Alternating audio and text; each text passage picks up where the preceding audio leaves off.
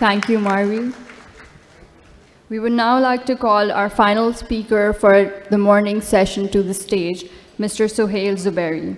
Sohail Zuberi's multidisciplinary practice is a commentary on Karachi's urban developments, dichotomies, and disparities. His ongoing research on the changing ecologies of a small stretch of beach in Karachi manifested in a solo show, Archaeologies of Tomorrow, in 2018. He was featured in an inaugural edition of the Karachi Biennale 2017 and has been commissioned to produce work for the second Biennale 2019. Along with his professional practice, Zuberi has been associated with the academia for the past 19 years.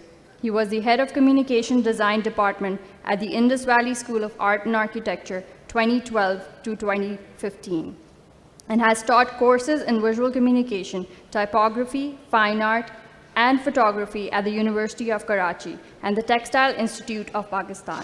Zuberi is also a former trustee of Wasl Artists Collective, served on the board of Pakistan Chowk Cultural Center, Karachi. He currently works as a design consultant with Tali, a contemporary craft design brand. Sohail Zuberi was a curator for the International Public Festival, Karachi 2020, a wonderful exhibition that happened at the NED City campus. Ladies and gentlemen, Sohail Zuberi.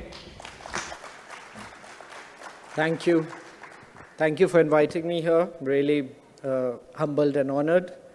I'm going to share a project of mine which has been going on for the past 10 years or so. It started with a very simple sort of idea to find a place to take my dogs where they can roam free. This is not a sort of a dog-friendly city, and whether it's religion or culture, there are many stigmas attached to keeping dogs. No parks allow dogs to be sort of allowed inside. So in finding those spaces, eventually I stumbled upon this stretch of beach, which is very accessible, close to where I live, around 15 minutes drive from my place. It is called the Sahil Beach. If you're familiar with Karachi, it's the popular Clifton Beach. It's right adjacent to it. It is kind of enclosed in the sense that there's a park on one side, and you can see those the new development coming up on the other side, so it's enclosed. I'll talk more about the things around it. So if you see on the map, right at the, do I have the, I don't know if you can see the red light here. This area right at the bottom of the frame is where the local municipality, the DHA, reclaimed the land and made sort of Dubai-like interventions into the sea and gave it to this developer called Emaar, which is a Dubai-based company owning most of downtown Dubai, including Burj Khalifa. And they're developing this huge project there. On the side, right opposite the beach, there's a commercial area which is being developed by DHA itself. This is the commercial area. This is the Crescent Bay development, which is being done by Emaar. Sorry. So there is a promotional video on YouTube by Emaar, which shows us this really rosy picture of the place. Obviously, the reality is very, very different from what you see here. It will never, ever be like this. The sand is not this color. The water is not this color. And on top of that, the sad part is that according to the master plan of Karachi, Karachi's coastline is around 20, 25, 27 kilometers. The entire coastline belongs to the public. This will be the first private beach in Karachi, or 3 private beaches within this sort of development. The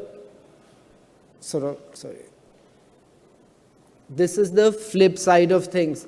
This is a worker who works, a laborer who works for this big company called Imar LLC or whatever, and they have not been provided like basic facilities like gas for cooking. They collect the wood from the beach where I go to every Sunday. They also are there collecting firewood to cook food for themselves. So that is the level of sort of disparity, the othering. Like we have this massive project being developed, and this is how they're treating the workers.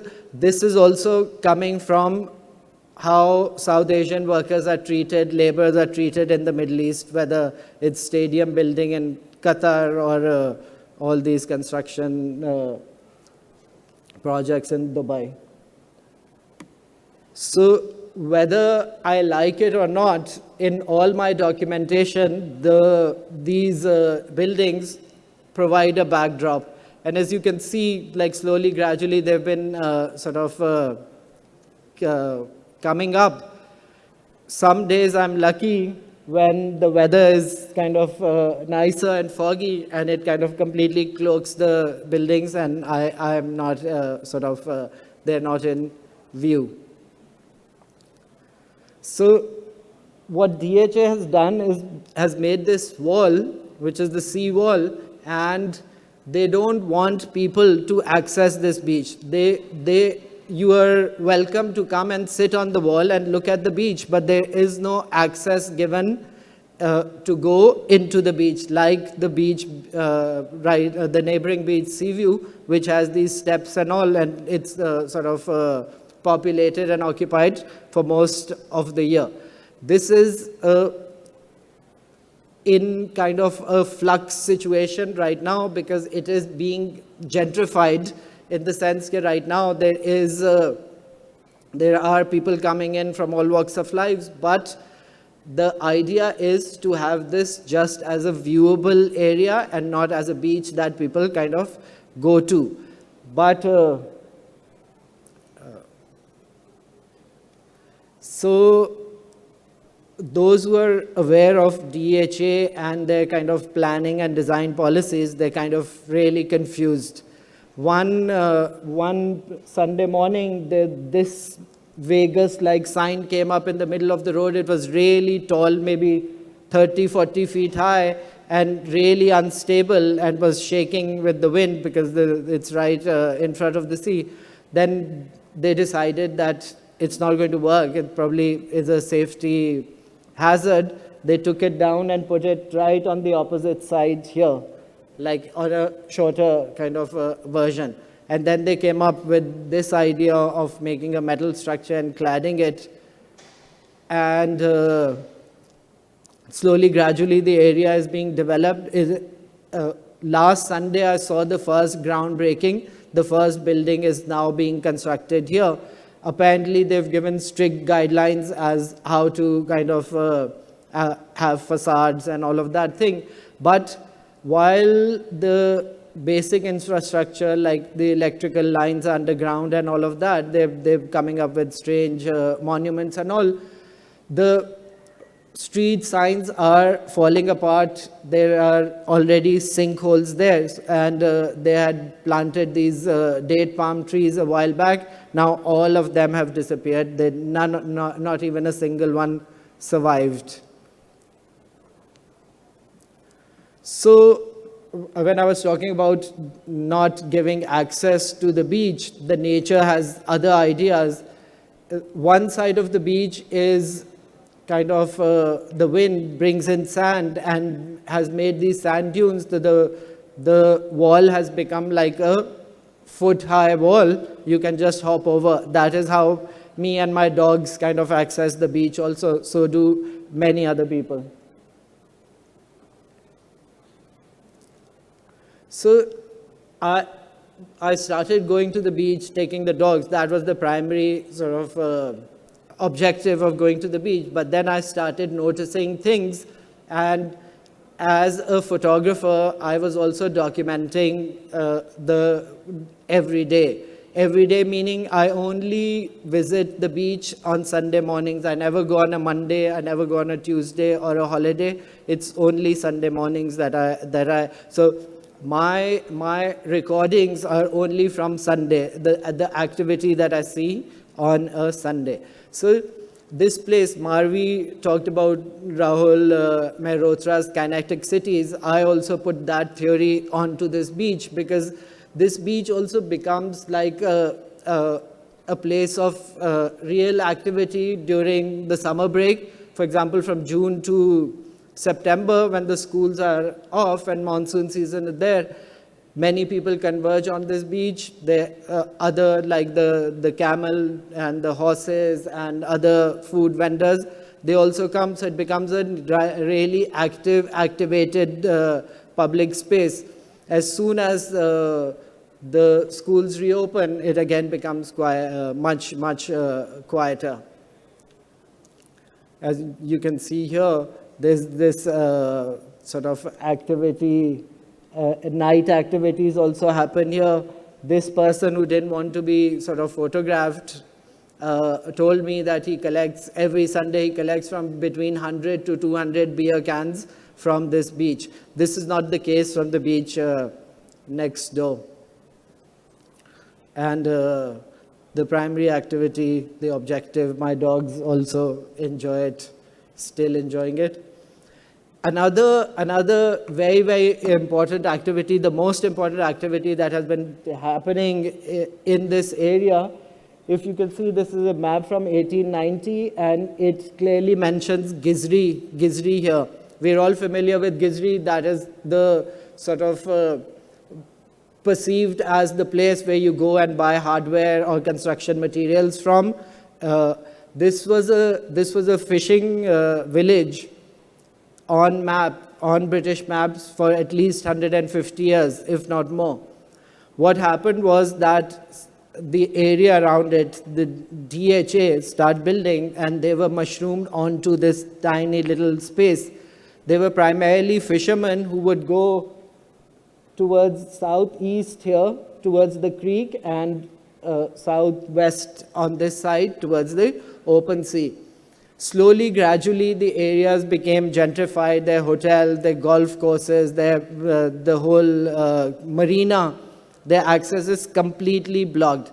Now, this is the only beach that remains where they now come on their bicycles and do some small-time fishing.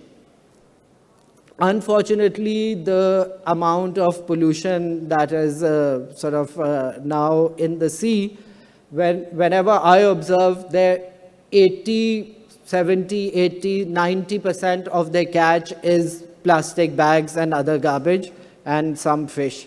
As you can see here, it's all.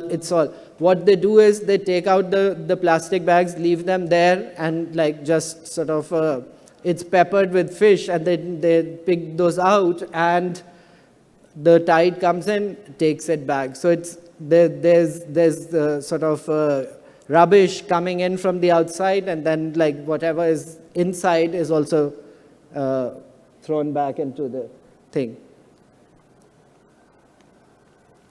Another aspect of this beach that I kind of realized and documented is that this is also a place for a lot of religious and different kinds of sacrificial rituals and all. Lots of discarded copies of Holy Quran wash up all the time on the shore. All sorts of things happening, talismans, some Hindu temple pieces, the hens and cocks being sacrificed there, some sacrificed cows and goats' heads are like thrown. So the sea is also considered in some cultural kind of schools as a site of a burial site, and people think that if they throw something into the sea, you're actually burying it. But the sea or nature has other ideas and actually self-cleanses and throws everything back, or most of it at least.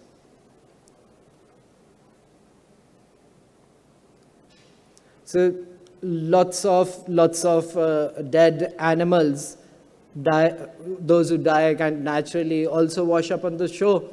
I went to, because it's a small 2.5 kilometer stretch of beach, but there's so many things sort of washing up here rather than the beach next door. I went to the Institute of Oceanography, which is located in front of the sort of the beach, and they told me something. It's a bit scientific, but they told me something like there is this refraction of waves where this part of the beach is located. It's kind of slightly sort of angular to the main coastline, and when the waves kind of converge and bring things and sort of throws them here. So this is a natural phenomenon like turtles or porpoises or dolphins washing up. But some days I have documented like 10 huge turtles washing up. So that also kind of tells you about some form of pollution happening in the sea, where there is garbage that is coming from the sea, like flotsam, jetsam, and all that thing. But there is also the garbage from the city that is coming, because during winter the wind changes direction, and lots of, like you see, Lays and Kurkure and all, they are there in their millions, these pieces. So during this course, like the past 10 years, I started collecting pieces of wood that were washing up there. And this is where my project, like my art project started, which is still ongoing. I saw this couch getting buried, and it was quite a windy day, and the sand was quickly covering it. And I wanted to post it on social media, and it was Facebook. This was 2014. And I just came up with the caption, "Archaeology of Tomorrow." I thought this would be buried, and future generations, someone digs it up and sees, this is how we kind of lived. So this is my basic Sunday ritual that I collect wood. Each and every piece is collected by myself. Sometimes I have to bring the dogs back home and go back and collect this wood. I started classifying these pieces. That there were some planks. Obviously, you can see there's human intervention. It's paint, the nails there, and some other form of sort of turned wood and all of that happening. So what I did was I started classifying them into like planks or turned wood and solid blocks of wood. Then they were obviously pieces of something, and I just sort of assumed that they're pieces of boats. Then I started going to like these fishing villages on the eastern sort of coast of Karachi. Ibrahim Hedri, the biggest sort of village there, but then there's Redi Goat and there's Chashma Goat and all that. I used to take some pieces there, talk with the sort of boat builders, and they would tell me like, this is really precious wood, this is teak, this is rosewood, we don't use it anymore because it's so expensive, and like you should keep it and all of that. Also visited places like the boats, the kitchens inside the boats, and just sort of understood the whole, how the boat is made. So these are some of the sort of the classifications. I had pieces from their kitchen, from the balustrades on the boats, the painted planks as floorboards, and other tools like shims, carpenter's shims there. This was probably the biggest piece I ever got. I had to like hire help to get it back. It was more than 8 foot long and at least 3 to 4 inches high. I was really excited. I went straight back to Ibrahim Hedri that very Sunday and found out that it was a rudder of a boat, a big boat. And as you can see here, the design matches. So this all led to solo show, which was called Archaeologies of Tomorrow. That happened in 2018. I wanted to have a show where archive is shown as archive, like a museum show. There are no museums, or there's no museum that would kind of allow me to put this work up. So it happened in a gallery, unfortunately, only for 10 days, and then was taken off. If there is a permanent kind of a place, I would definitely want to put all this archive there. To start off, for the show, I made 2 videos just surveying the beach from 2 angles, from the shot with a drone. This was one shot like this, and can you please play the video? It's a 4-minute video.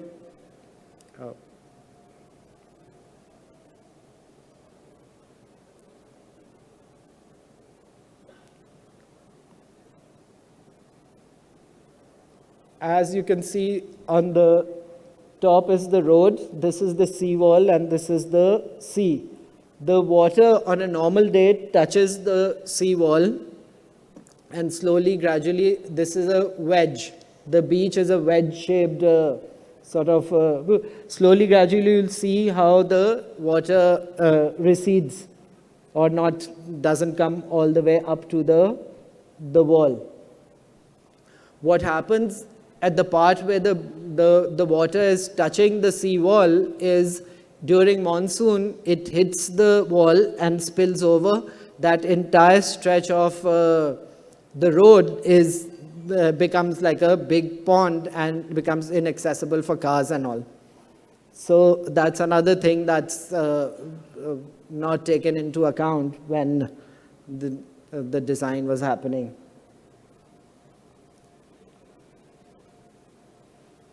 See how the beach is getting wider, and then you'll see how the wall and the dunes coming in. So here the height of the wall is around 8 to 10 feet, and it's not easy to kind of jump because it's all solid stone. DHA has allowed these tankers to break the wall from here and release water. The entire phase 8 is a huge construction site, and when they dig up, there's a lot of brackish water that comes up. These tankers collect the water and just drain it out here.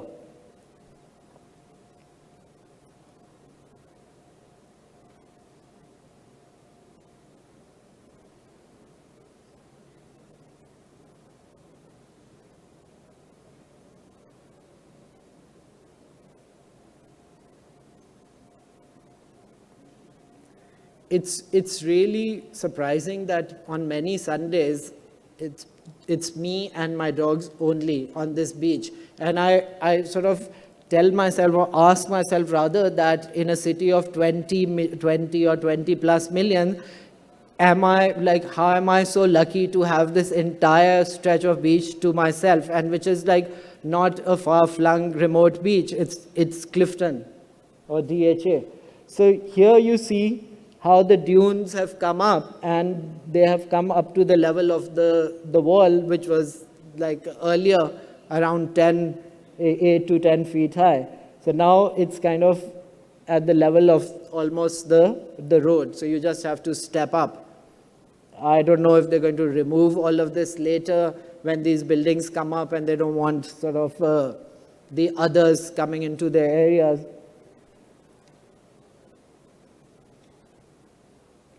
And there's some interesting vegetation there, natural vegetation. The most kind of ubiquitous is the Iapomea, the morning glory. It flowers. It's on the other. Some of it is here also, but mainly on the other side. We will all kind of. It will be gone very soon once the construction is done. So this was the opening kind of part of the show, which was called Archaeologies of Tomorrow. What I did was, as I said, I wanted like a museum display type of thing happening in a gallery space. I divided many rooms at Koyal Gallery into like the boat, the sea, and rituals, religious rituals, death, and all of that. This is the kitchen wall, all the sort of the tools they use on the boats in the kitchen. These are the stools that they use. These are the cutting boards, and you see these objects or these artifacts have come through human hands. They have marks, they have cutting marks, they have all sorts of wear and tear that has happened. So they contain within them lots and lots of human stories. So, and it is our sort of cultural kind of story, especially for a coastal city like Karachi, which has, for the most part, ignored its original inhabitants, the fishermen. Ropes play a very, very important part in a fisherman's life. They have all sorts of knots and all. I made this sculptural piece with the ropes I found. I did not cut a single rope or untangle any knot here. So I wanted, like, I intervened, but as minimally as possible. Much like what Russell's practice is, like you kind of have to do something, but you do it conscientiously. But these are sort of installation shots from the, this installation is made of sinkers. These are stone sinkers that in Sindhi, they're called bhari. And they're usually used on the side of the net as weights. When they throw the net, it kind of sinks to the bottom. So another very, very important thing that I learned from being on that beach is that it is not only reflective of what's happening in the rest of the city, but it's also holding a mirror of sorts to the city. You can see here, these are all prayer caps. And if you're familiar, you can tell this sect wears this cap. So within this, there's a lot of diversity. On this side, there are all sorts of beer, wine, alcoholic bottles that are fine. So there's these two ends of the spectrum, and everything in between is happening on this 2-kilometer stretch of beach in harmony. There's no conflict, nobody's fighting there, nothing is happening. So that is the mirror this beach is holding to the city as well. I move on quickly now. Another project that I did last year, it was a smaller project that was sort of just giving tribute to the boat the fishermen use. The boat is called Hori or Hora, depending on the size. The smaller one is Hori, the bigger one is Hora. It's primarily made of wood. Now, when I go to Ibrahim Hadi, they are also fabricating fiberglass boats, which is kind of unfortunate, but again. So these are the two colors that they use primarily. I use the carpenter's shims, as you can see in the picture, and made this very, very sort of minimal, simple kind of depiction, abstraction of the Hori boat. Sindh is very, very different from the rest of Pakistan as far as water bodies are concerned, because Sindh has obviously an Indus River, and it has a long history of lakes like Manchar Lake and boat people living there, and it has a coastline, also estuaries, which have like a lot of fishing activities and villages there. So this was the work that came out of that concept. The last work coming out of the same kind of material, all the material that you see in these exhibitions is salvaged from the sea. There's nothing that's added. Some of it, I'll point out which one is added or where it is. Karachi Biennale, it was a site-specific installation done in a park, and I looked at the area around it. many of you would be familiar. This is the park. It is the biggest park in Karachi. It's over 100 acres, probably the biggest park in the world without a single tree in it, which is strange, very, very strange to say that. Like, it's a huge, huge park with terraced gardens and all that, but not a single tree. And the tallest building here. So I kind of wrote this. This project was called The History and Ecology of the Town on a Cliff. Literally, Clifton means town on a cliff. And I was just doing this, but this was also a public art project. So the public should be able to kind of use it, comprehend it, as well as it having like multiple kind of conceptual layers. So here is the installation from a distance. It comprises of like 7 swings, jhulas, made entirely of, and even the ropes and other sort of decorative materials are all from the fishermen or collected from the same stretch of beach. This is the park I was talking about, the treeless park. It's called Bagh Ibn Qasim. So the center bit of the installation was this maypole, and which had like my poem laser etched onto sort of pieces from the sea. I'll read one line out here. The statuous beast is indisputably tall, trying to make everyone fall. That's a direct comment on like the developer and his sort of tower, which is the Icon Tower. These are some other like shots of.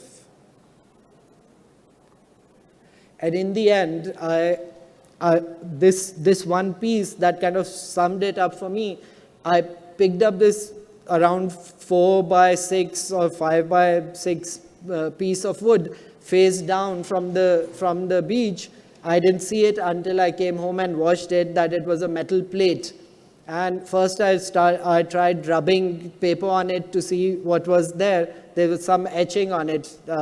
But then I went to the printmaking studio and got a printout. It was this chapter 109 from the Quran, which is called Al-Kafirun, or the Unbelievers. It is kind of coincidental, ironic, whatever you call it, but finding this on this beach in Karachi, where I'm talking about diversity and multiplicity and all of those things, where this verse is completely talking about this, and in the end it says that to you your religion and to me my religion. Thank you very much. Thank you, Mr. Sohail Zuberi. We would like to